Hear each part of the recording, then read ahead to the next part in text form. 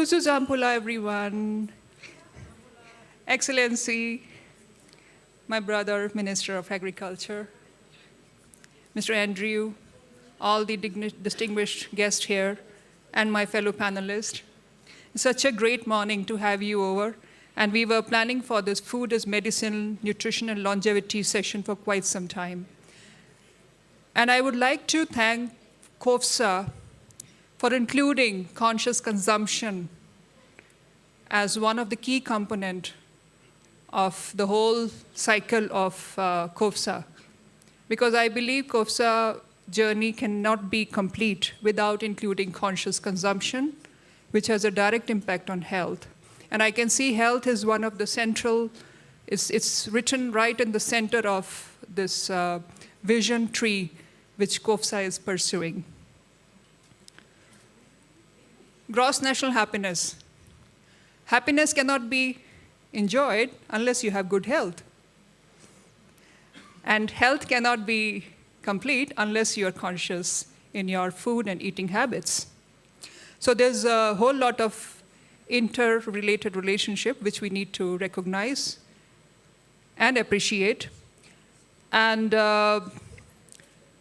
coming to Bhutan, Bhutan aspires for 75% of its total agriculture exports coming from organic cultivation. And the concept of food as medicine, or food for health rather, is deep-rooted in Sowa Rigpa, traditional system of medicine that Bhutan and other countries of this region, they practice. How to eat, what to eat, how much quantity, what quality, all these things have impact on the health of people. We will begin this session with the dining table as a space for healing and conscious choices, where you can witness the Bhutanese cuisines, how they are made. But before that, let me also share a few words. Yesterday, I witnessed one play which was enacted by some of our participants, where one organic farmer, he was having struggle in selling his organic produce because he was not able to recover the cost. There were not many people who are willing to pay the money that he deserves to be paid, and also they don't understand the value of organic produce. So I think that's somewhere where we as consumers, we as people, we have to become aware of what we are buying, what we are cooking, and what impact it has on our bodies and mind. Food is a main determinant of health. And the food choices that we make determines our health. WHO recommends that we should be eating wholesome food. Wholesome food, which is fresh food, rich in vegetables, fruits, nuts, seeds, low on salt, low on sugar, and low on unhealthy fat. And that's the way we can prevent malnutrition and we can prevent the non-communicable diseases or lifestyle diseases. Quality, hygiene, these are the aspects we understand quite a lot. But what we don't understand much is the fiber in the food. How much is the fiber in the food that we are consuming? My brothers and sisters, we have around 100 trillion microbes in our gut. We have a huge microbiome in our gut, which we are losing day by day because we are losing the diversity in the food that we eat. And gut health and brain, there's a direct connection. If the microbes in your gut, they are healthy, they are happy, your mind is happy. If they are sad because you're not eating enough fiber, then you are a sad person, even though you're eating a heap full of rice. Coming to Bhutan again, let me share that the non-communicable disease burden is increasing in this country, where 70% of the people, they are dying from lifestyle disorders, including cancers. People with raised blood pressure is 30%, people with raised blood sugar level is 6%, and obesity is 13%. And there's a rising trend of all these diseases. Evidence has shown that when we introduce food for health as a component of management of diseases, the outcomes are better. Policies that reduce unhealthy diets, they have a good return on investment. For every dollar invested in good policies and healthy diets has a $14 rate of return. Let me share another piece of evidence. Tufts University has demonstrated that when tailored meals are given to people with chronic diseases, for 1 year they gave tailored meals to patients with chronic diseases. And what was the outcome? For 10 million patients with chronic diseases, 2.6 million hospitalizations were prevented. 2.6 million people, they did not have to go for hospitalization. And there was a healthcare cost saving of 23 billion US dollar. Brothers and sisters, even in Bhutan, our healthcare costs, even though it's free, it's rising day by day, and it's going to become unsustainable.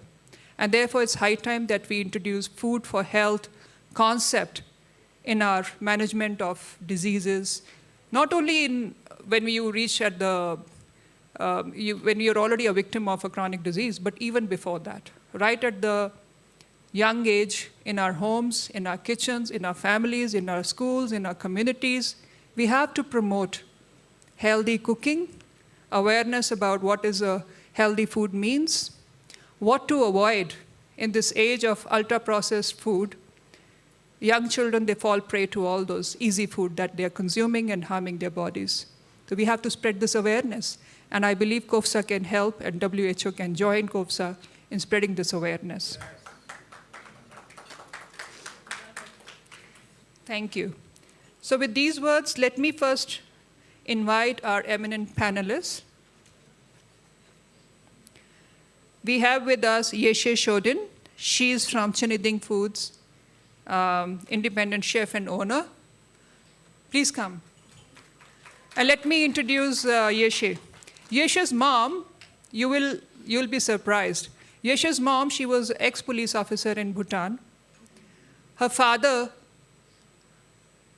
was, like any other father, a diabetic, a hypertensive patient who used to be hospitalized in hospital for around 15 days in a month.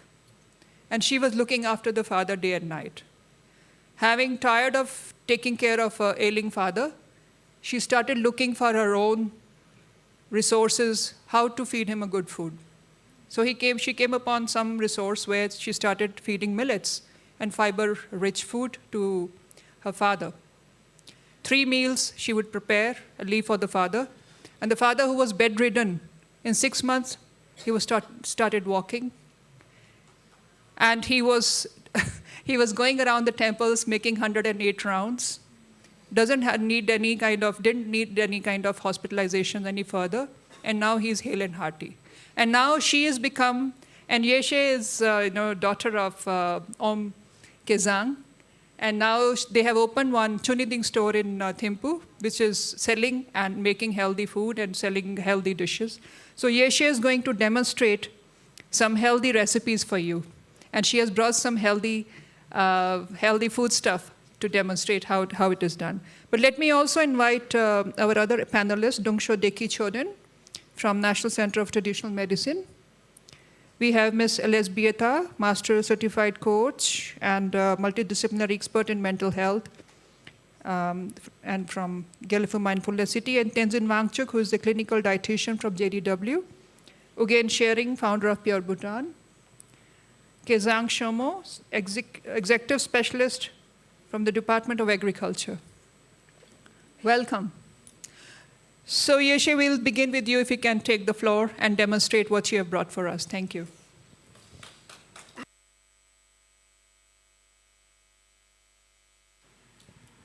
Hello, everyone. My name is Yeshe Choden, and happy to be here. Thank you for the introduction.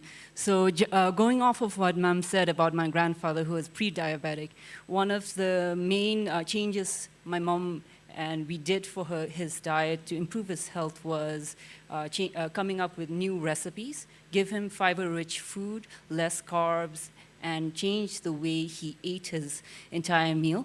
Today, for time purposes, I had pre-cooked a 5-grain mixture rice. We have rice is like a staple of our Bhutanese food, which is very, I mean, rich in fiber as well, but it's also very carb dense. So for my grandfather, it was really hard for him to have that every day. So we came up with a recipe that was more nutritious, more healthier. So we combined 5 grains. That's the local red rice, quinoa, buckwheat groats, millet, and corn. And I've made a mixture here if anyone would like to have a taste.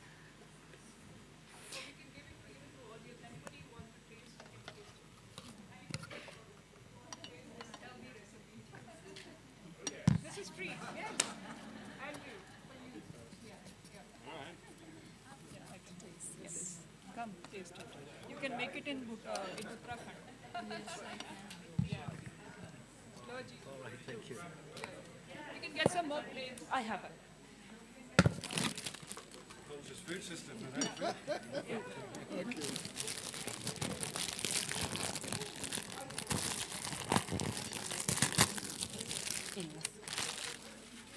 Oh, I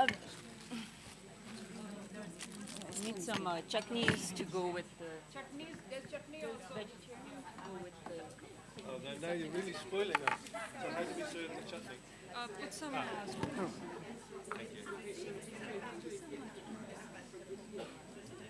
Thank you.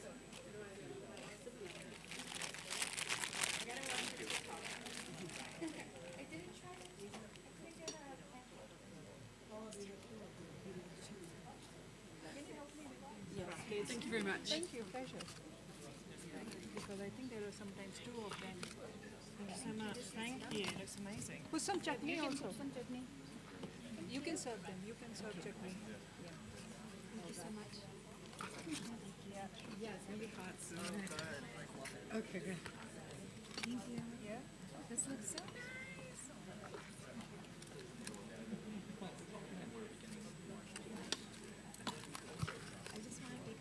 Okay. You should also taste. Yeah, I will taste. Yeah.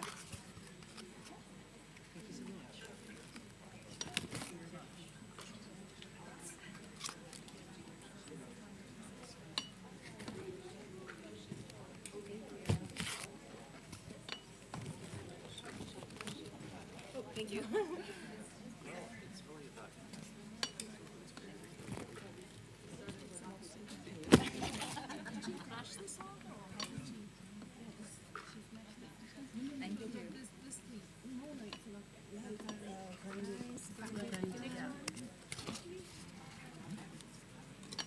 Next one. There's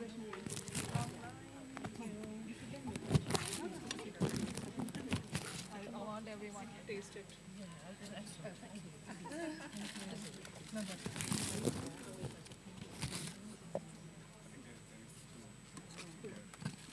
लीजिए Only. मिले Yes. How's it called? What do you call it? How do you call name it millet No, fiber like rich millet fiber is rich just like call it the recipe name. quinoa no there's no recipe name So it's yeah we'll she can tell how she made it you should also taste okay yeah sure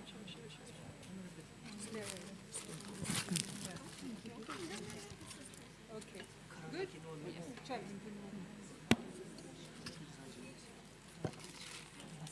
not Michigan.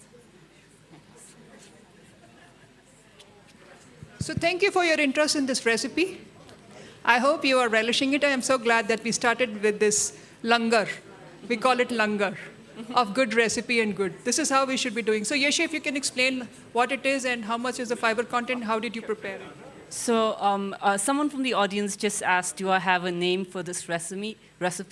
We actually don't. We just call it a mixed grained rice. And we present it as an alternative for just having rice for one meal a day. And slowly, what we did at our home was we would, in terms of portion sizes, cooking it, you cook it the same way you would cook rice in a rice cooker.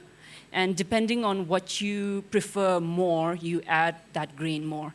And I think for someone who is making that switch in their diet, right now I added equal portions of all the grains, because if you're used to eating rice, you want that flavor, you want that texture. So in order to introduce and slowly be used to it, you have to have more rice. But as you start cooking it and having it more, you reduce the rice portions. So right now I have equal 1 cup each of all the grains, and in one rice cooker, and the same level of water as you would make with for rice, and you cook it. And that's very simple, very easy.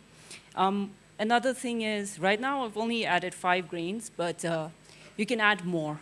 There are other types of millets, other buckwheats, more, I guess quinoa is another one right now that I added. Yeah. Thank you for this cooking demonstration and for helping all the audience taste the good food that you have brought. So my question to you is, you bring to life these ancient ingredients and ancient wisdom of cooking. How you as a chef balance preserving the authentic healing properties of traditional foods with the needs to innovate and appeal to contemporary taste? And what is the secret of making this, not medicine, I would say, this food so delicious? Thank you. Firstly, for me, I don't think preservation means keeping our traditional food in the past. In order to preserve our food culture, we have to allow it to grow and evolve with us. And what I presented right now is a example of how we can take traditional food and innovate it in a way that it complements our modern life. And in terms of, and that's another way innovation comes in, where it's respectful to the culture and the main food ingredient, but innovate in a way that it's prepared and presented to suit our current palates. And in terms of traditional medicinal properties, I cannot claim that traditional food or one traditional food can cure something. It's more about the lifestyle, what traditional food, the traditional way of method of eating and sourcing locally, being mindful of what we eat, that's the sustainable part. And lastly, you mentioned, how do you make it delicious? I think it's as simple as making it tasty. Medicine is delicious because you make it tasty, and as a chef, it's my responsibility to come up with ideas and recipes and test it, retest it again and again to make it palatable, to have you all taste. And if you have any comments or concerns about what you just had today, I can rework on those. And that's how I make medicine tasty. Thank you, Yeshe. And I'm sure all of you have now tasted this. How was it? Excellent. Now those who have, just to kind of, I think most of you are doctors, some of you are doctors rather. Those who understand that, having fiber in your diet, it helps to reduce the glucose spike that you can have immediately after the food, right? So this is what has helped her father, her grandfather, to recover from diabetes. So lifestyle diseases, brothers and sisters, we can make a difference by changing our lifestyle, by changing the food pattern and changing of our, moving our bodies and doing more of physical exercises. So thank you so much, Yeshe, for this excellent demonstration. We move on with now Dungsho Deki Chodin. She's from traditional medicine. So Dungsho, tell us from the perspective of Sowa Rigpa, traditional medicine.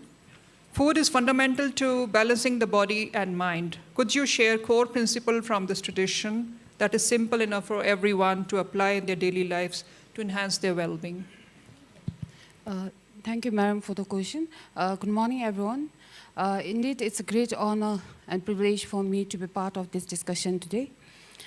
The core principle from Sowa Rigpa that is enough for everyone to apply in our daily life to enhance our well-being is be mindful, be aware, and be conscious with what you are eating.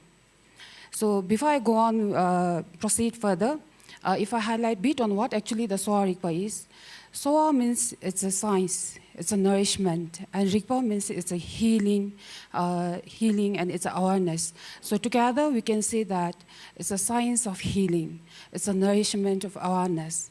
So Sowa Rigpa is an art, it's a philosophy, and it's a science. So it provides us a holistic care for health and well-being.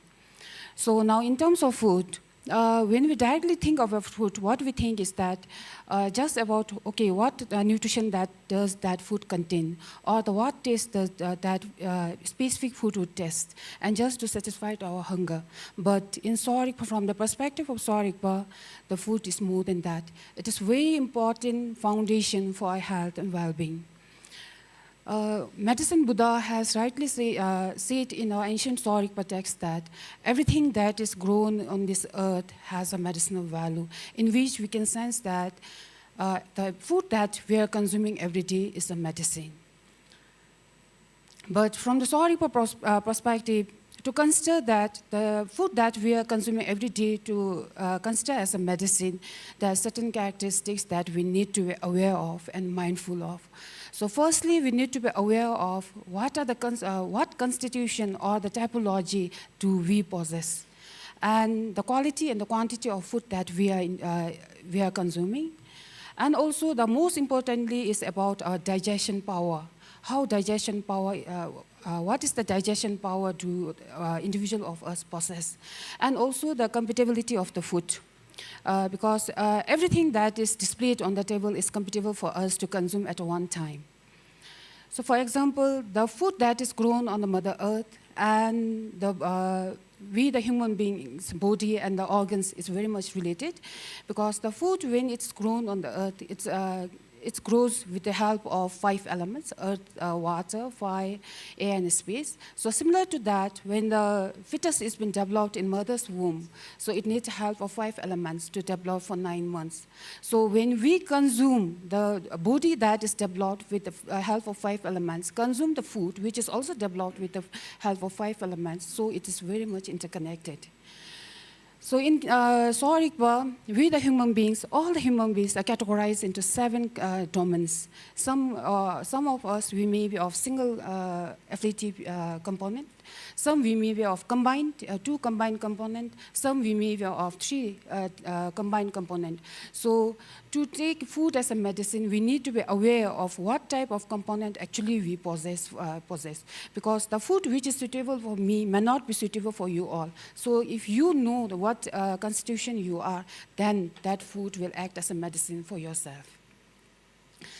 The one thing that we need to be mindful is that everything, the food and drinks, that everything we intake need to be adequate. It should be adequate. It should not be in adverse or excessive. So if that, if we could take in that way, then it will balance our 3 humors. 3 humor in Sowa Rigpa is lung, thipa, and nature.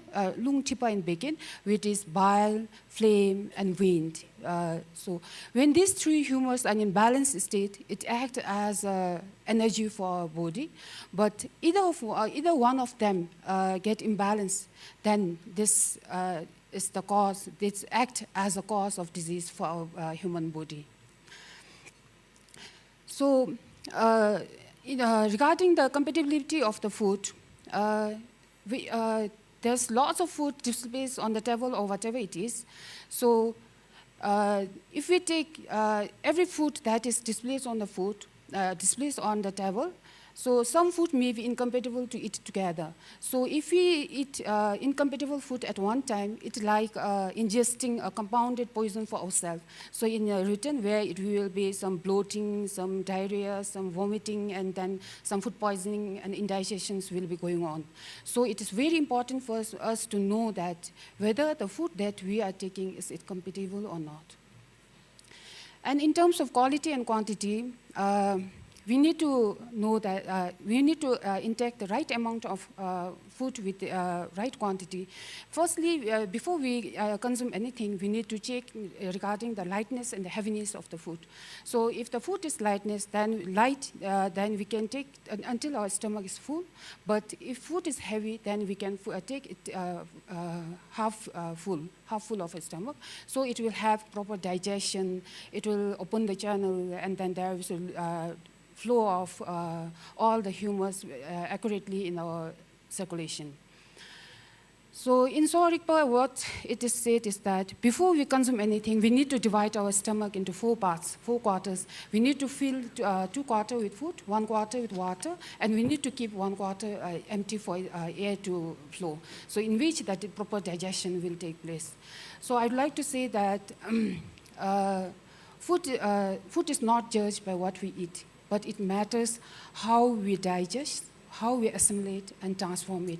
So be aware of what you eat, what you eat with the quality, and be aware of be conscious with the food you are eating.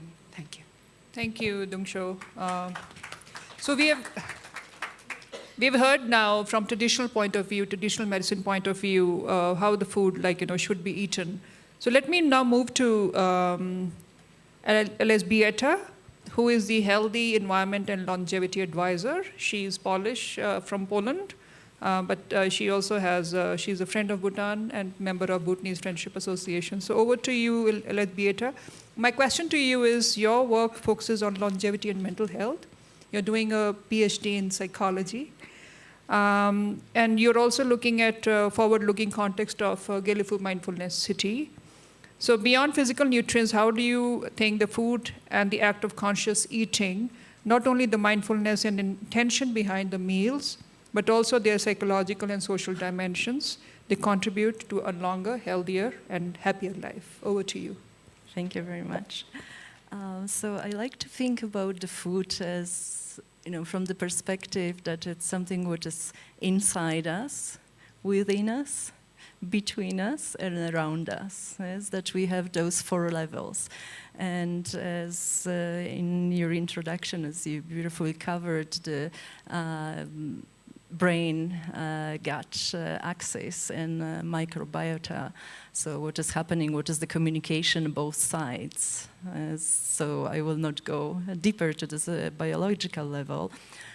So with the second one, with the psychology, it's like every one of us knows the feeling that we can immediately connect the food with the memory from the past. So experiencing the food in a moment, we are coming back to something from our childhood, yes? The place, the relationships we had there. Like I have this memory that my mom was always very strict for us to have the food together. So there is no dinner in my home that we were not sitting together, talking with each other and enjoying each other. I don't remember very well what I ate in that time, but I remember the presence of my siblings, of my parents, and the conversations we had. Yes? And the next level for me, it's everything what is going on around us.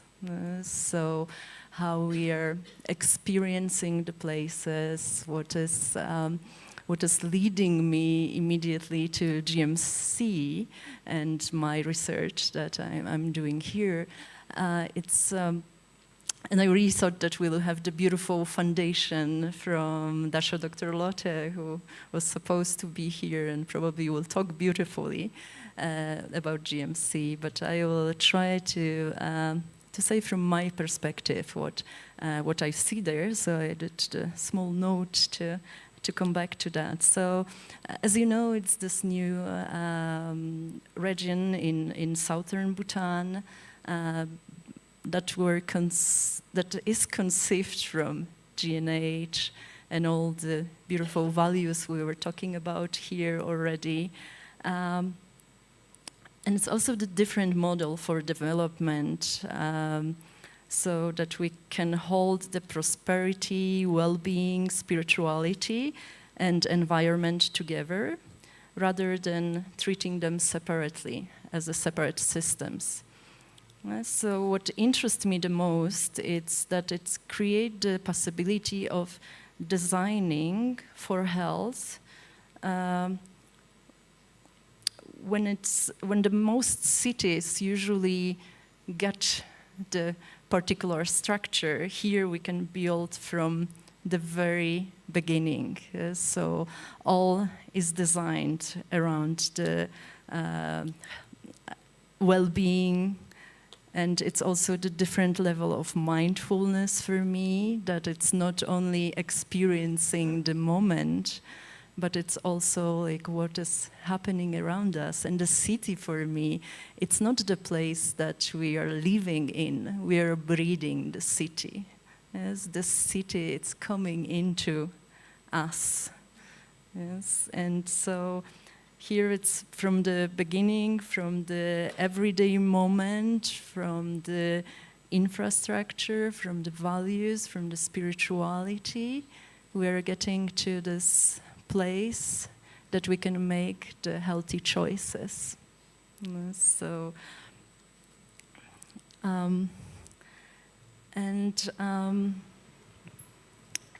when I'm thinking about the environment in the plan of GMC, in the master plan of that, it's like all the places to nurture our relationships. Yes? Do we have the places that we can sit together and eat together? Do we have the market that I can go and buy something? So it's again bringing me to my memories from Poland, that when I'm going there to visit, I still have this lady on the green market that I'm buying the tomatoes, and I know the whole story. How she started, how her family had the small farm, and I'm still buying from the same person. So for me, having those ingredients, it's the relationship that it's built already there. So we are often talking about eating together, that we need the relationship in the moment of eating, but for me, it's I can cook alone, but I have the ingredient that has this beautiful story behind already. And so when I coming back to the mindfulness, that it's becoming much more than paying attention to what truly matters, and it's the most powerful part for me of the GMC, that it's found not only in the practice of what we choose, what we protect, what we make possible on the everyday basis, like the health, connection, dignity, relationship with nature, and the simple human experience of where we belong, and how we interact with each other. It's mostly about like how we experience the life worth living, and it's coming from my research of longevity. It's not about living longer, yes, but how we can make those years worth living. So when we breathe the city, when we inhabit the city inhabits us. And that's, for me, it's the biggest promise, but also the biggest responsibility of GMC to come to. Okay, thank you so much, Lisbeta. So next we have Tenzin Wangchuk, who is a clinical dietitian from the National Referral Hospital in Thimphu. So Tenzin, to you, you work with modern nutritional sciences, right? So we've heard traditional medicine, from traditional medicine lens, how we should look at food from your lens on clinical nutritionist. My question to you is, where do you see the most powerful synergy between dietary advice that we give to patients and the principles of traditional Bhutanese cuisine, and how can we better integrate the two worlds in the healthcare system? Firstly, thank you, Chef, for the recipe earlier in the session. Hello. Yeah. Thank you, Chef, for the recipe that you prepared earlier in the session. Hello. Yes. Okay. So I think for many of us here, that recipe our chef prepared was regarding the choice of ingredients and the way she prepared, the way she blended different types of grains and all. I also did a similar thing a few years ago during my master's thesis. I did nutritional analysis of traditional Bhutanese recipes, which was never studied before, and this was some sort of homecoming to the data. And being a clinical, I had to publish in a clinical, so I looked at the sodium content of our traditional recipes and published a paper in line with salt-sensitive hypertension and reduction of sodium through use of low-sodium salt substitutes like potassium chloride and also MSG. And to echo what our Junso has mentioned about the traditional Sowa Rigpa literature and to connect with the modern nutritional science, I think there's a concept of mitre in traditional Sowa Rigpa, which is the internal digestive fire. So in a modern nutritional science, or in a nutritional science, this is exactly the cephalic phase of digestion, where studies has found that more than 30% of all these digestive enzymes are produced even before you take the single bite.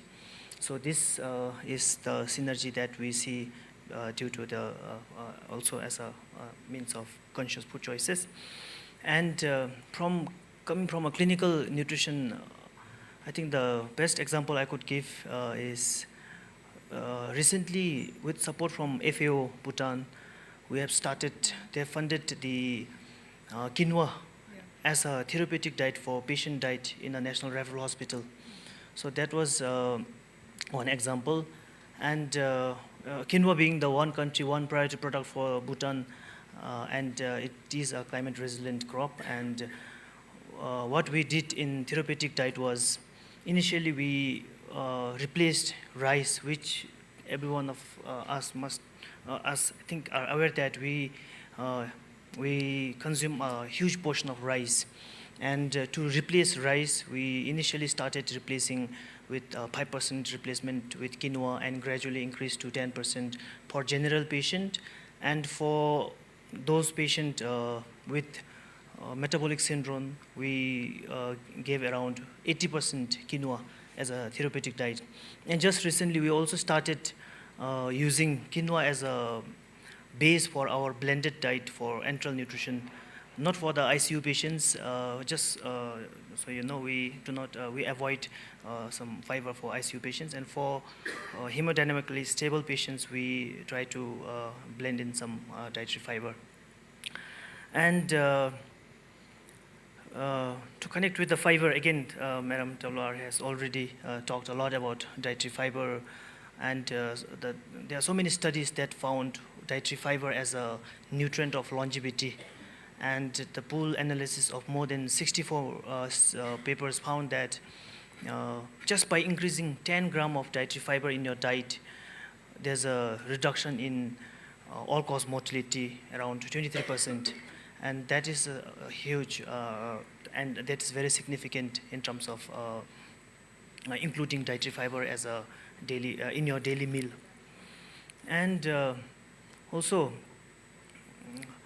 I think we have a traditional Buddhist spiritual practice of Nyune. I think many Buddhists knows about it. It's a multi-day practice where the practitioners start their first day with a single meal in a day and gradually move on to the next day where they do 24-hour fasting. And not just fasting, they also don't talk to each other. It's a complete silence in a very conscious manner. And on the third day, they break their fast mostly with a plant-based diet. And that, in our modern nutritional science, I think it's triggering the autophagy, which is the body's innate cellular cleansing mechanism. And also, my father is an ex-monk.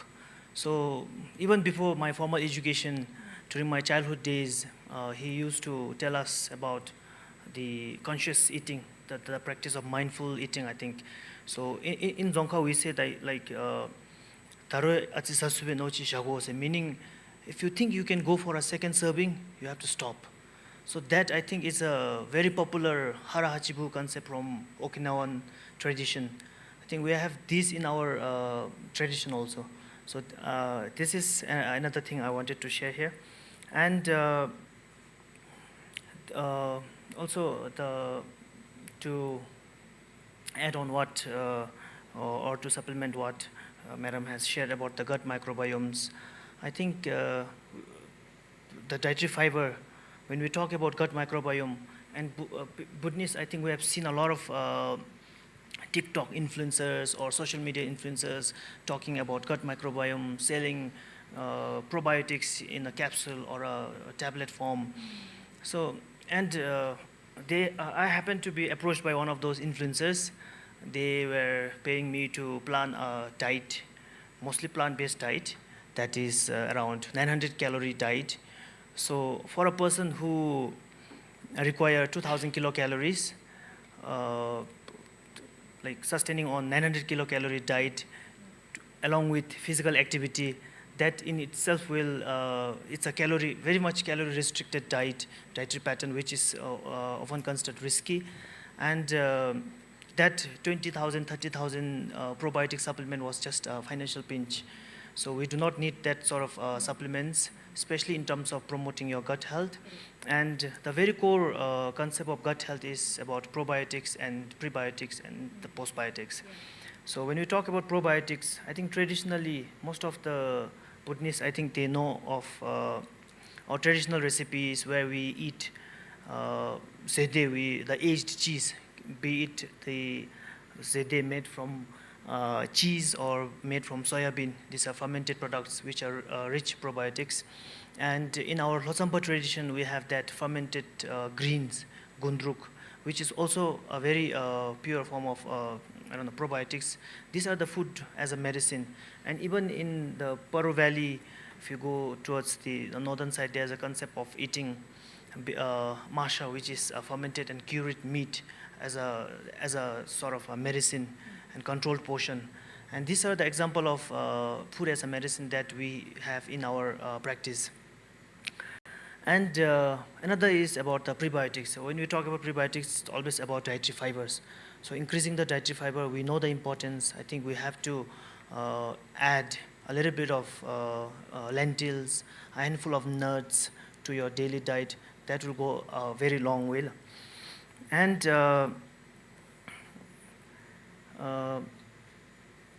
another the thing I wanted to share here is about the consciously choosing the processed or the commercial food products. We cannot stop those products from coming in, but what we can do as the educator or as an advocate is to educate our people about choosing the right product and also about reading food labels and all. I'm very sure that many of you here, especially the foreigners, are aware of reading the food label consciously, but in Bhutan the habit is not that good. And people, when they read the label, they often just check the nutritional values. And it's not about the calorie content or the protein content of those food products. And I think it's important that we look at the ingredients. Just for an example, I think we love cheese. Being a Bhutanese, we love cheese. There's cheese in every dish, kewadatsi, imadatsi, or be it non-veg or vegetarian, we love to eat cheese. And traditionally it is sort of a farmer's cheese, a cottage cheese. But now the people's habit has been changed. Now people use processed cheese a lot. And if you just Google up the ingredients of those processed cheese, especially those produced in Bhutan, I don't want to name them, but if you look at those ingredients, I think they are the top 5 ingredient list. They show that it contains the modified starch, hydrogenated vegetable oils. So I think these are the sugars and the trans fats that contribute a lot in cardiovascular diseases and other This is Thank you. Thank you so much for highlighting. Reading food labels is a good habit. Eating local, seasonal, homemade food, and eating, listen to your body when you're eating, but also listen when you have to stop. So thank you so much. So let me now come to Mr. Ogain Sharing, who's the founder of Pure Bhutan. So Mr. Ogain, in a global market which is flooded with general wellness trends and products, Pure Bhutan stands out for its commitment to traceable sourcing and fair value sharing under Bhutan's access and benefit sharing framework. Can you share how this deep relationship between local farming and forest communities translates into physical potency and conscious quality of your products? And why is trust a vital ingredient of food for health? Hello, everyone. This is such a privilege and honor to sit here among esteemed panelists. I would like to start by what the word family means in Bhutanese. It means zatsang, which means it's a group of people who you eat with. So family is basically a dinner table. And I think that pretty much sets a strong context for why trust is important. We would like to know where the food is coming from because we're giving to the people we love, to ourselves, and we only get one body. So from that standpoint, it's very important that that we put the right kind of food in our body. In fact, trust should be the first key ingredient before anything else. And the reason being, I was inspired on this journey by the loss of my father to stomach cancer, quite young. And for about 6 months in the hospital, I just slowly watched him die. And in that period of time, I read so many literature, so many research that showed that he passed away from stomach cancer. And I learned that only 5% is genetics, 95% goes back to lifestyle. So then I certainly felt that it was an avoidable death, but we didn't have the right sort of knowledge or understanding or enough information for us to have prepared accordingly. That has sent me on this whole journey of how Pure Bhutan was even born. And with that, when we started developing our products, we looked at what Bhutan was really rich in, which is huge biodiversity. We have almost 1,000 varieties of mushroom in the country. We have more than 5,000 varieties of plants and that much amount of animals as well. So the biodiversity is really rich. And as mentioned by our friends, you don't need an expensive supplement to take care of your health. When he said that, I felt a little bit of pinch because I'm actually making supplements now.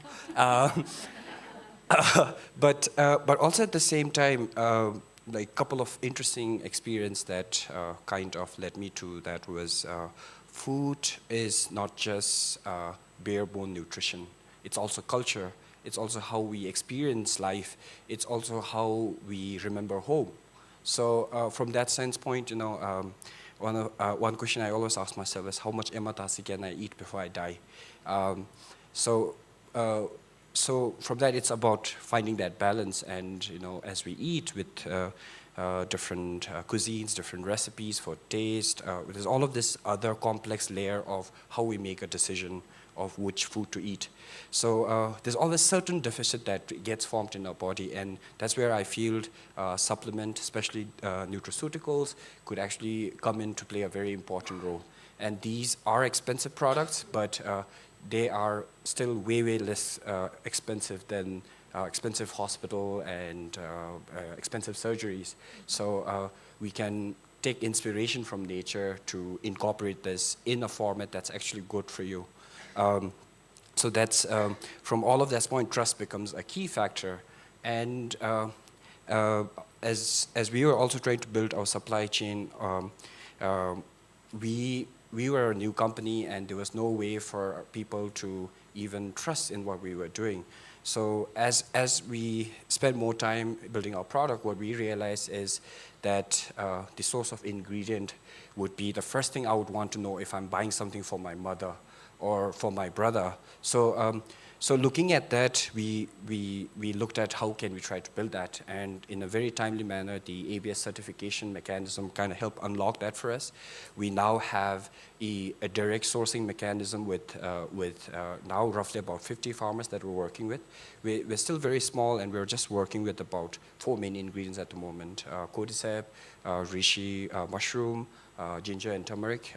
These are ingredients that are grown by our farmers. There's enough knowledge. And also, there's a quite powerful ingredient that we can easily incorporate into our lifestyle. Now, the trust factor is, if we take 100 samples of turmeric from all the different sources, we would need, it all appears the same. So, which one should we trust? And working backwards from there, we realized we wanted to track everything. We want to track the soils on which our turmerics are grown, the air quality within those farms, the water quality, how are the farmers living, and access benefit sharing also brings farmers as a stakeholder rather than just a supplier. So we have a premium that we pay on top of the agreed price that helps the community to also grow with us, because that's also important. And what that relationship is enabling us is a bit more control and also right information directly from the source. And that's helping us, get really good quality ingredients. I think that's the first layer. The second layer of trust has to come through, even if it's come from the most pristine environment, the process matter, the lab validation, and as mentioned by our friends here as well, is that we need to find ways to clinically verify if these products are sound, if these products are safe. Right now, we just did safety parameters on our product. We couldn't do clinical trial because it's pretty expensive and the whole thing is quite elaborate. But a conference like this, talking with a new friend I made because of the panel session, we are already discussing other innovative ways of how can we achieve those within Bhutan. So one very important part of it is clinically verifying with evidence of if the product is really sound for people. And thirdly, as linked to our the supply chain with the farmers, is ensuring that we have a just supply system. If we're trying to make something that's healing for people, then I think it should be healing all the way through, from how it's grown, to how it's collected, to how it's made into a product, to how, thank you, to how it gets to the people. And the other conscious layer that I saw within our supply chain is like, I as a consumer would like to buy a product that is helpful for me, that's helpful for the environment, and at the same time it grows a community together as the product grows. So that's the story of Pure Bhutan. Thank you so much. Thank you. So now I would turn to, thank you so much. I think, thanks for sharing your personal narrative which motivated you to start Pure Bhutan. And now you are learning from your father's story, you're helping people of Bhutan. So it's very inspiring. Thank you so much. Let me turn to Ms. Kizang Shomo, who is the agriculture policy expert from the Ministry of Agriculture. So Ms. Kizang, the foundation of Food for Health is Food We Grow. Now, from policy perspective, how is the Department of Agriculture working to protect Bhutan's vital agro-biodiversity and promote organic farming to ensure that food reaching our table is truly nourishing and healing? Over to you. Thank you, ma'am. Being the last speaker on this panel, I also have advantages, I suppose. And also having had my bosses, the minister and the secretary speak in the morning, I think 99% of my job is done. And probably the 1% was left because I think they were cut short because time was short. So I'll try to fill in the 1% that was missing, or not missing as because they didn't cover it, but probably because of that shortage of time. I work in the Department of Agriculture as the policy and program advisor to the department. However, the last over 20 years, I have been working on promoting and developing organic agriculture in the country. And over the years, I think as the stage has been set by the minister in the morning, the potential, the situation, the stage was already set, which means our the enlightened leaders had already set the environment, the situation for growth was already there. With that opportunity, I suppose we had the space to grow the organic and the sustainable food area. And within that growth, I suppose what we try to do is the Department of Agriculture took the lead in developing the framework for organic agriculture development for the country. And since some time back, we have been trying to pursue a more sustainable way of farming. And however, as you have seen over the years, our farmers are really smallholders where they grow food for a livelihood and for sustenance and not for commercial, so much for commercial growth. And my secretary touched upon the Constitution. And another thing, in addition to one of the specific things in the Constitution says is that safe, nutritious food for the citizens is a priority. And another thing more important for agriculture is that the livelihood of the people should be supported. And since majority of the population live in the rural areas and they are farmers, the livelihood of the farmers is I suppose, what we need to support and look at as a priority. Another thing we need to look at is, my secretary also mentioned that if you look at the total number of farmers, the households in the country, probably 95% of them are smallholders and subsistence farmers. In such a case, what policies do we develop? What it should be for the 95% of the population? So, which means we need to look at policies that support the majority of the people. And another thing which hasn't come on this platform, but I'm sure other groups are discussing, is our seed system in the country. Our formal seed system is only 5%. 95% of the seed system is the farmer's seed, which is farmer-grown, saved, exchanged through farmer community seed banks and maintained on the farms. So having biodiversity, access to and benefit sharing, which is protected by the Biodiversity Act of the country, is very important. And these become, I suppose, the foundation and groundings of what happens in our country. For Department of Agriculture, we do not have an agriculture law as of yet. Now, we have a Seed Act and a Pesticide Act. However, we are trying to work on developing an agriculture law which looks at not just the seed and the pesticide. It is all the whole value chain of need for the farmer, starting from natural resources, which are the land, the access to water, farm inputs, the production support, technical research and development, to the processing and the marketing.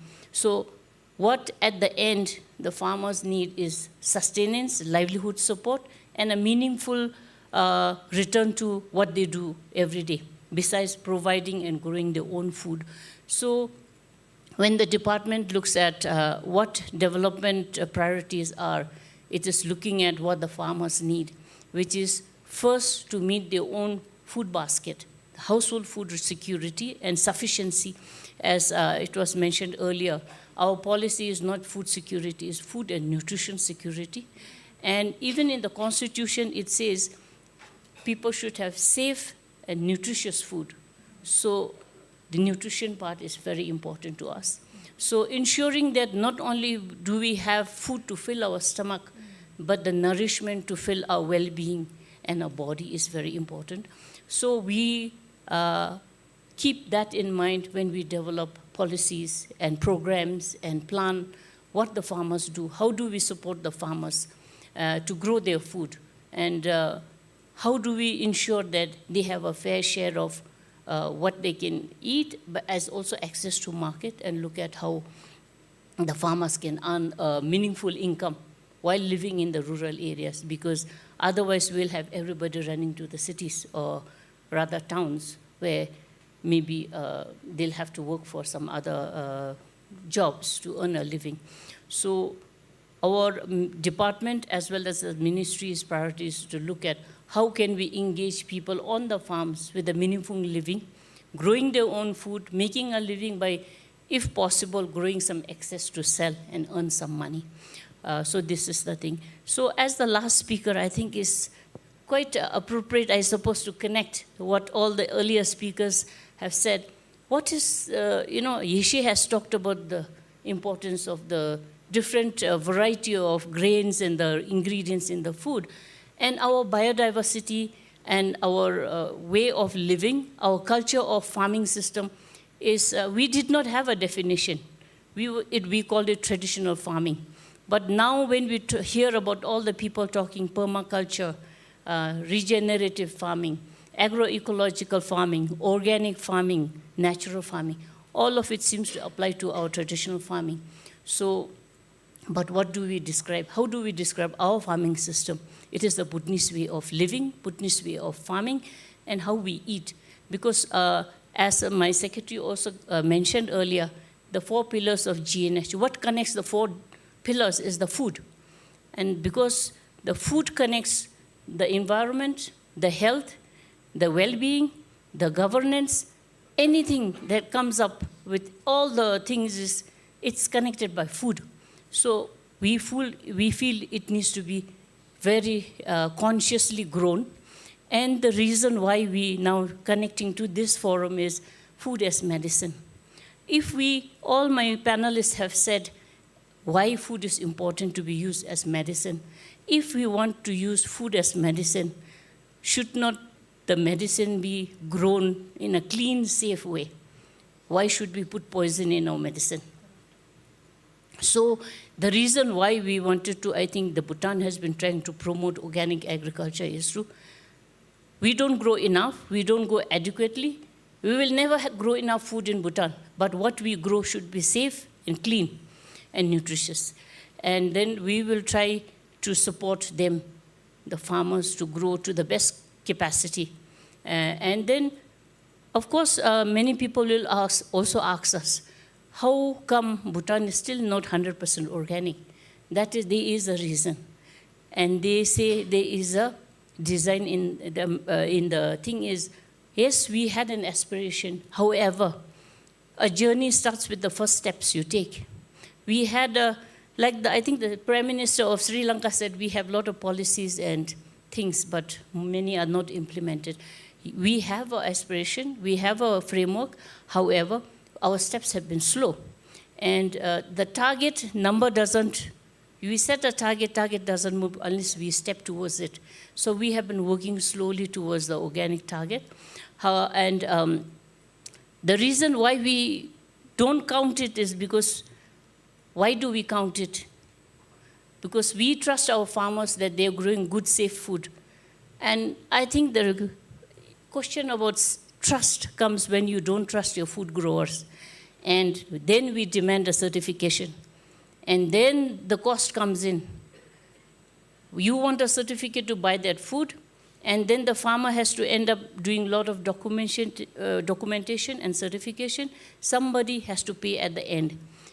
Fortunately for farmers in Bhutan, the training, the extension, the support is provided free. The certification, which is the local assurance system, and the third-party certification is provided free, but the cost is borne by the government. So eventually somebody has to pay for it. At the moment, consumers don't pay for organic food in Bhutan.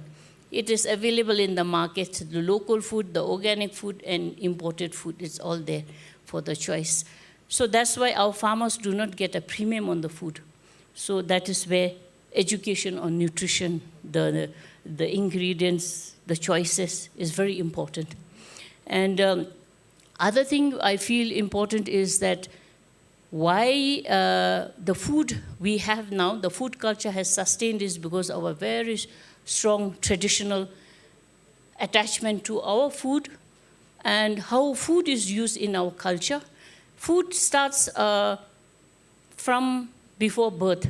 Before a woman is pregnant, the mother-in-law start preparing food for the pregnancy for the 9 months, and then the period after that, which is the sustenance and the nourishment of the mother, which is, those days we didn't have poultry, we didn't have supermarkets. each farm, the whole village used to start collecting eggs because you only had a few chicken. So you started collecting meat, food, and eggs. And there is a whole, when the woman gives, now we call it baby shower, but those days it was called giving eggs. Delivering the egg to the woman who had just given birth. Which means once the baby was born, the women in the village would take eggs and rice to the, and it is for nourishment of the mother. And when somebody falls sick, what is the first question the family members ask is, he is sick or she is sick, what should we feed her? It is food. So again, because you look at food as medicine, as in somebody has headache, what should you drink? What should you eat? It is food. You look at food as the medicine, as the thing which gives you comfort. And also when you, in our culture, when you see off somebody, farewell, or when you receive somebody, it's always with food, giving food as a gift, receiving people with food. When we rituals, it is all the diversity of seeds we use in our rituals. All these grains. Dunagu is the 9 grains we use in our rituals at home. And when you preserve community seed, we exchange freely among the community. So seed is a common asset, is a common wealth. It is not to be patented and made money for. And see, that's what our farmers do in Bhutan. And so our policies have always been looking at what is here, where should we get, where are we heading, what are the priorities, what are our trade-offs. And considering that, I think it is making a conscious choice of what support is required for the farmers, what support is required for the consumers and the people, and our priorities have always been developing along that need. Thank you. Thank you so much. Thank you. Thank you so much for highlighting how food is important in not only in agriculture, but in Bhutan culture in general. And I think in Asian culture, food has been important. Even in the culture that I come from, when a woman is pregnant, panjiri is prepared and she's given panjiri, and even after marriage, the first thing that the new bride, when she comes, they throw rice over her head. So it's considered very auspicious.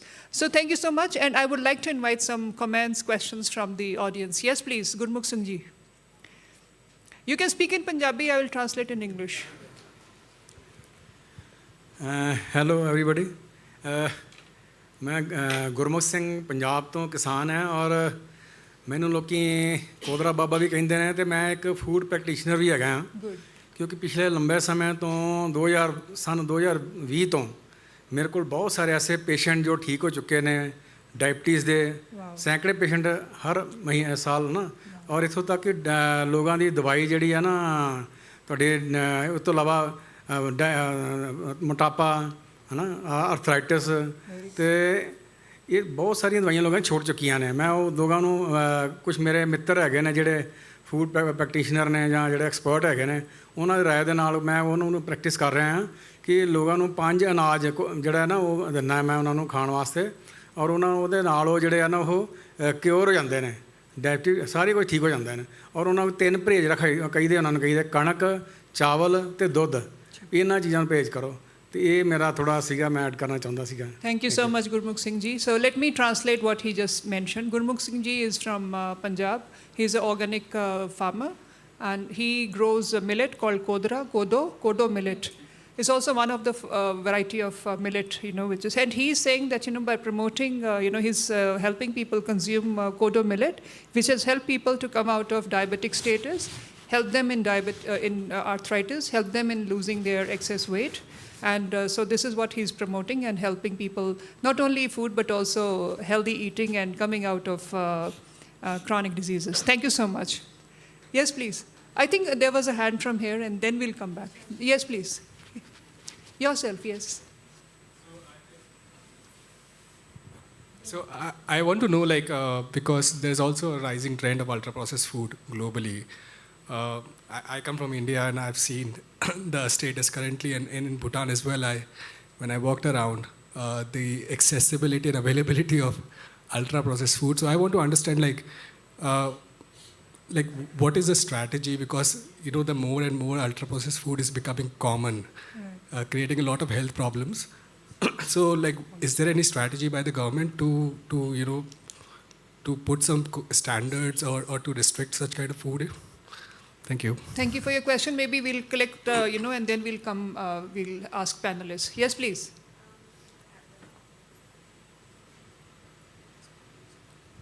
Well, some of the comments were very interesting here. My actual question is actually to you. You said that about 90% of the farmers are actually collecting their own seeds, or 95%. I mean, that's really remarkable. And my question then to you is that, is this promoted by your policies, or is this just something that the farmers do? And does that mean that hybrid seeds are not really being grown in Bhutan? This is one question. The second thing is that has the government, given that predominantly the country is organic, do we understand really the quality of the food in terms of the actual nutrients as well as the soil quality? I'd really be interested in knowing that. Thank you for your question. Yes, Dr. Tanuja.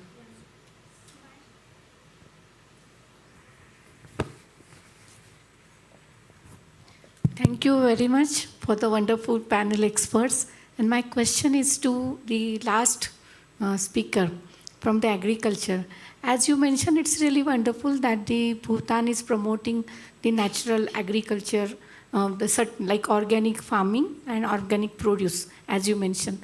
But like in India, the government, Ministry of Agriculture, promotes the APMCs, agriculture promoting, like market promotion, and there are APMCs, committees, where all the farmers, they have the access to a common marketplace, and their MSP is decided by the government, where they do not have to suffer a loss, but they get a market, assured market as well. So for this organic, if we really want to have this conscious food system, so is there any sort of a policy from the government where this market access to these farmers, small farmers, is being provided by the government? Thank you. Thank you for your question. So some more hands. Andrew.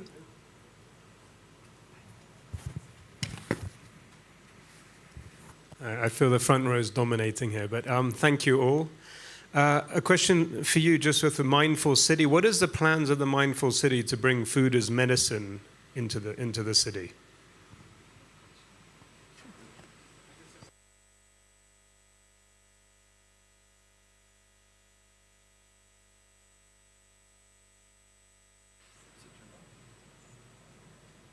Perhaps it's working now. I had a wonderful conversation with Angela this morning where I brought up a book by Linus Pauling. It was called How to Live Longer and Feel Better.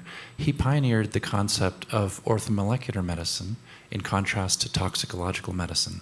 And I wanted to mention that it's this orthomolecular framework of adjusting the concentrations of naturally occurring substances in the body that actually is perhaps transformational and a link to some of Western medicine as well. Thank you. Thank you. We have some hand at the back, and then we'll come to this side. Yeah, I just wanted to I ask one more question, because Bhutan imports a lot of food as well, mostly from India and China. And there is no regulation in India on the usage of pesticides and fertilizers. So how does Bhutan regulate the quality standards of the imported food, and what are the policies or framework around it? Yeah, thank you. Thank you. Hello. This is just a follow-up for the processed food, and I'm just wondering for Yeshi, with her grandfather, I think, was he eating primarily processed food, or was it sort of a more indigenous diet of just processed rice? But I'm guessing it was maybe more processed food. So that was just a question. Okay. Thank you. So we come to this side of the room.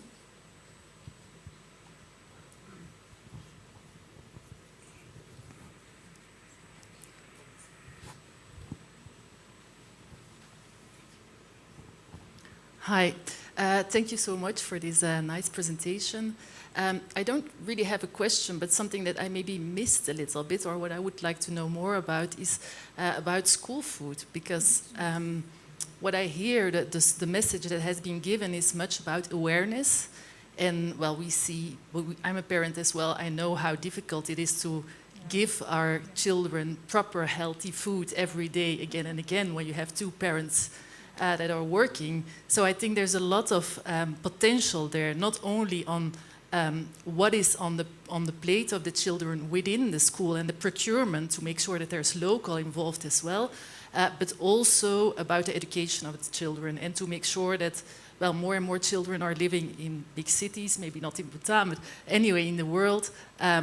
Children do not know so much anymore where the food is coming from and what is healthy. And I think making sure that our children can eat healthy, sustainable, and like that type of food, I think there's really a huge potential. So. Yeah, I have a question about Pure Bhutan. I'd like to hear a bit about how you created the kind of conscious supply chain model, what the costs were for that, and is it economically viable? Thank you for this question. So one question at the back here.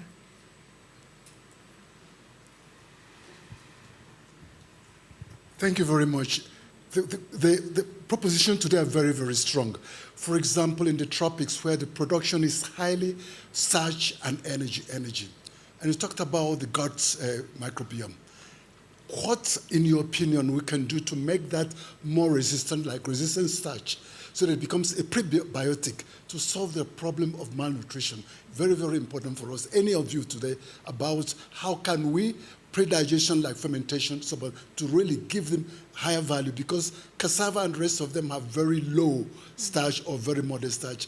What, in your opinion, in your research, have you done to improve and to make the starch more prebiotic to improve the gut thing? Thank you very much. Thank you. Yes, Kavita. Yeah, thanks. I enjoyed this session very much. My question is about therapeutic diets, and I congratulate you for introducing quinoa in your hospital practice. But I work as a clinician as well in hospitals, and the food which is supplied, especially under government setups, is food is prepared by somebody, delivered by somebody, and the environment, the consciousness of food is absolutely very minimal. And that's the time the vulnerable people who need, in their vulnerable state, much more highly energetic therapeutic foods.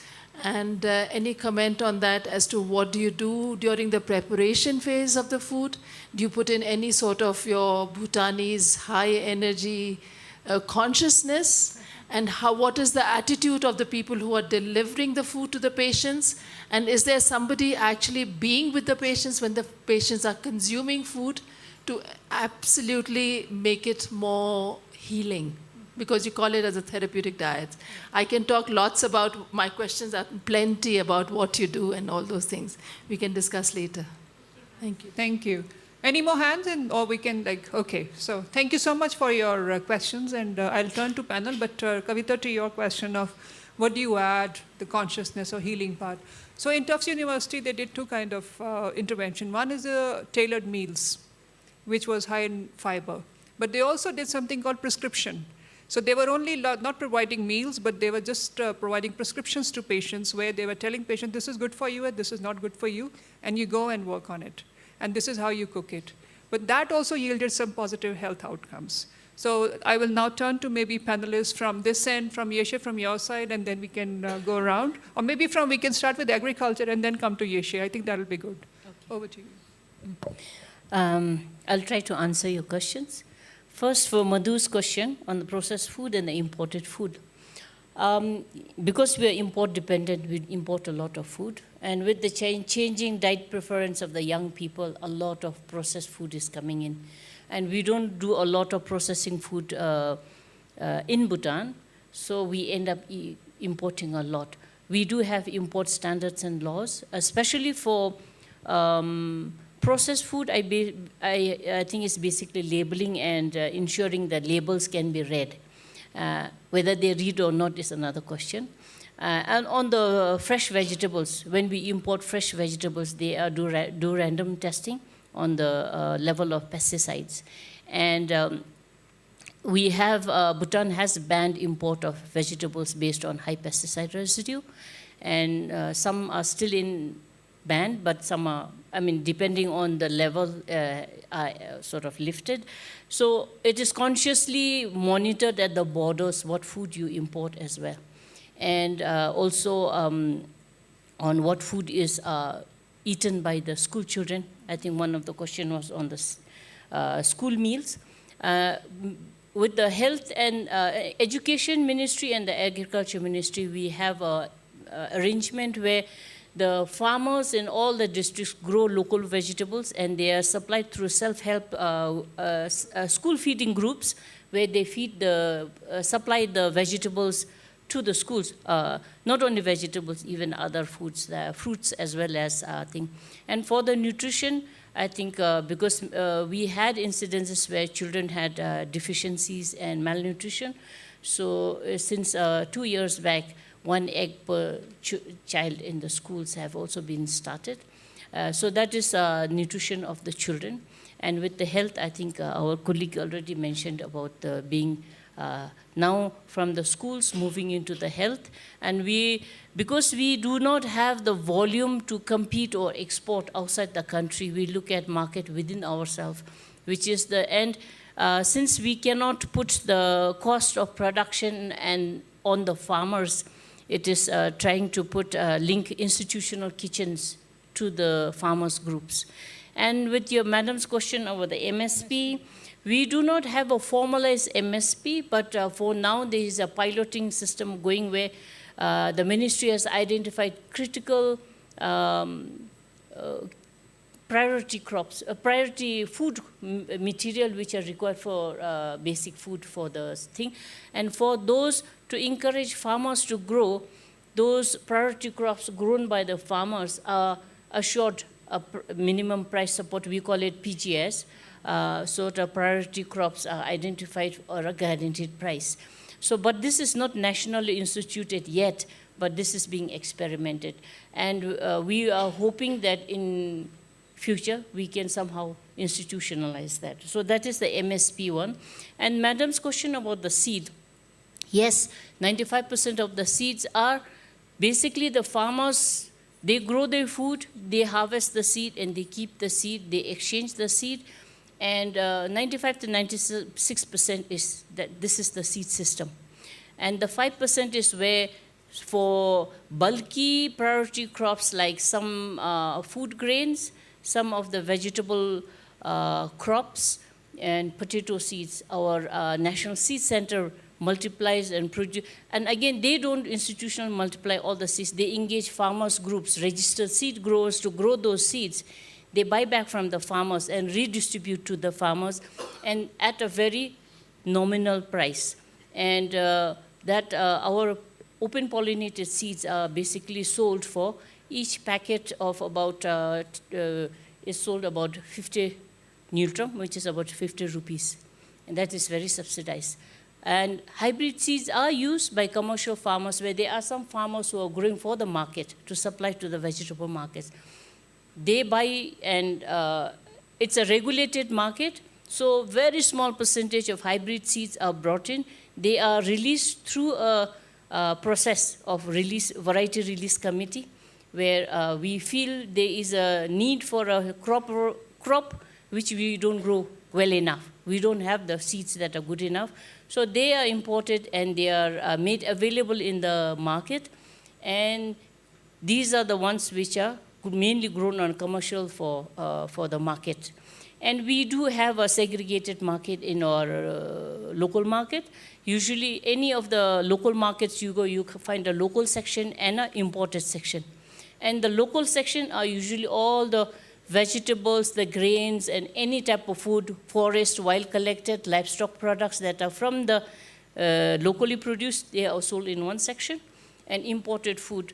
And again, you will, if you go there, you'll see the stark price difference, because the imported food is cheap, but we can't ban it because we have many people who can't afford to make a living for the whole family. So you have to have enough food.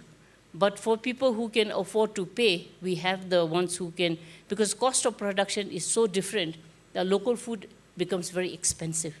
So how do we ground all of this and connect it into our is connecting the production, the producers, which are the farmers, to the market, and market which are not reliable if you have to depend outside, is creating market inside the country.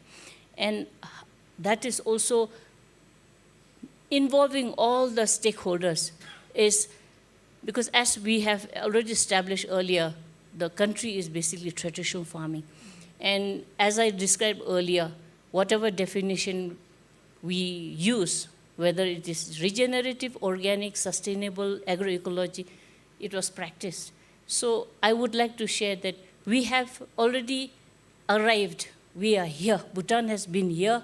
We have been waiting. We want to move forward. How do we move forward?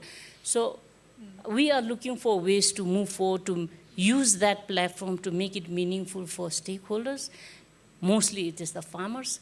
So unless the farmers see a practical reason, meaningful benefit, we will not get cooperators. So we need cooperation from everybody. We need to be inclusive. And that is the reason also we are working with the World Future Council and IFORM to look at how can we ground or put the agroecology based on landscape approach into our policies in Bhutan. So we're trying to sort of build that, and we are working on an agroecology roadmap to be integrated into our Bhutanese policies.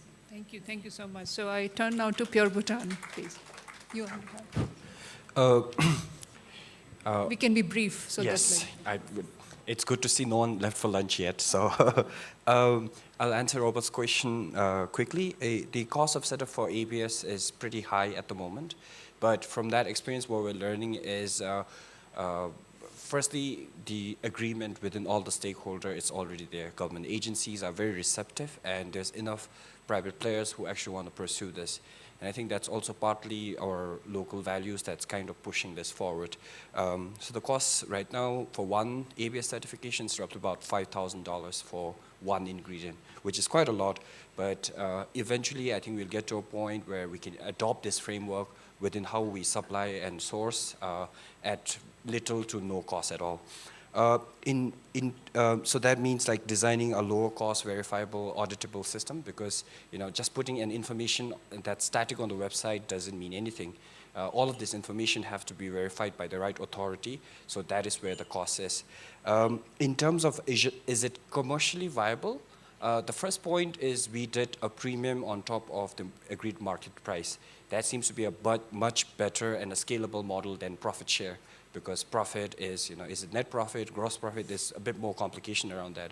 So it boils down to being premium, because that means that we can work with so many different ingredients being premium. And thirdly, why are we able to afford that premium is because we are trying to vertically integrate our processes, and us as a company, we're not just a manufacturer, we're also a brand owner. We own IPs, and we're also getting into distribution. So as we move up in that vertical, that gives us much more to bring back to our communities, which has not been the case.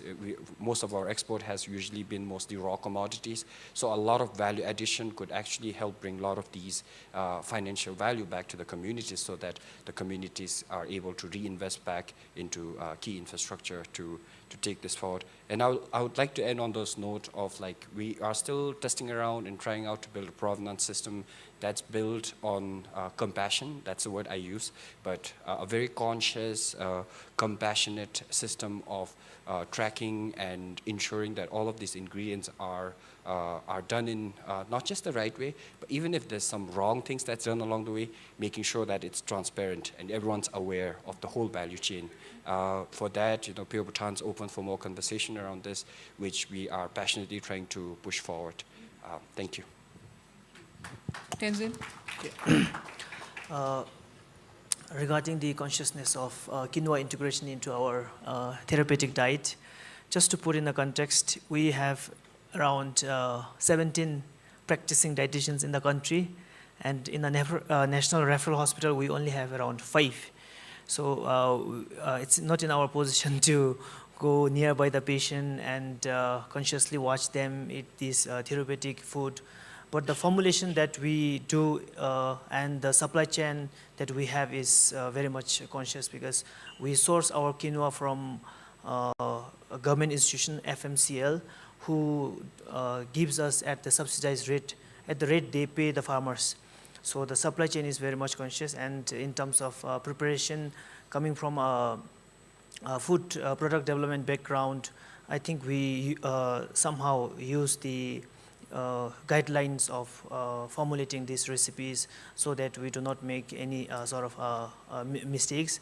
But the ask here is that I think being a clinician, we just cannot say that we are giving 10% of quinoa as a therapeutic diet, or we are using it in our enteral nutrition tube feeding for a patient who cannot swallow food. But I think we also have to look from the scientific point of view, and for that matter, we need researchers to be done on these and to generate evidence.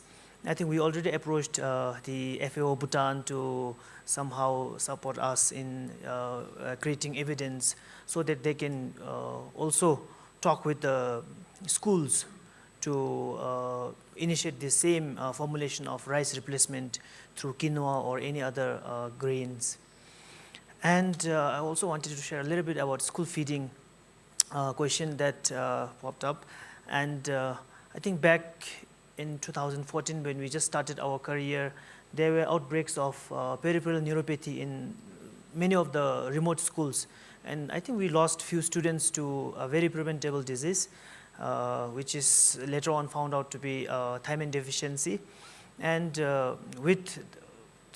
we as a dietitians, we somehow could contribute in generating evidence and influencing the policy makers to fortify rice, and through the Food Corporation of Bhutan, and somehow the rice fortified rice with around 15 micronutrients were issued in all the schools.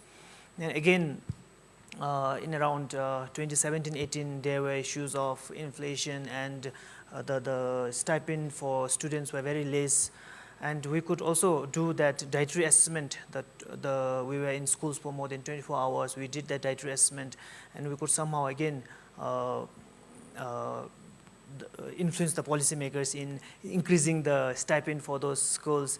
And now with FAO support, I think we have reached the time where we provide qualitative feeding, where we look at the quality through 1 egg, 1 child policy, where every child is getting 1 egg every day.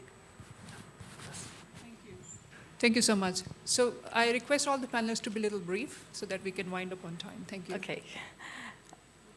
So I will bring my answer. It's to be clear that I'm not speaking from the side of GMC, but my observations about that. So for me, it's very important what I said at the beginning, that we are going through those 4 levels. So the city is designed in the way that it will bring us inside, within, between, and the environment. So it's very much about the question, what is food, not what is food doing to me, but what am I participating in through the food. So I will leave it here. Thank you. Okay, to wind up, it's definite that what you eat right now will show the outcome later. So you will, that time will become what we consume right now. So it's everyone for us to be wise, to consider food as a medicine before medicine become our food. Thank you. Thank you. Thanks for being so brief and to the point. Yes, please. I think there was a specific question about my grandfather and his diabetes. Actually, he had it in his genes all along. He just never got it tested. And over the years, with his bad food habits, he really loves his rice 3 times a day and all the oily foods and his sikkim, that's pork. So that and lack of exercise really triggered it. And at a certain point, medication didn't help, because his sugar levels would spike so high that even increasing the doses wouldn't help.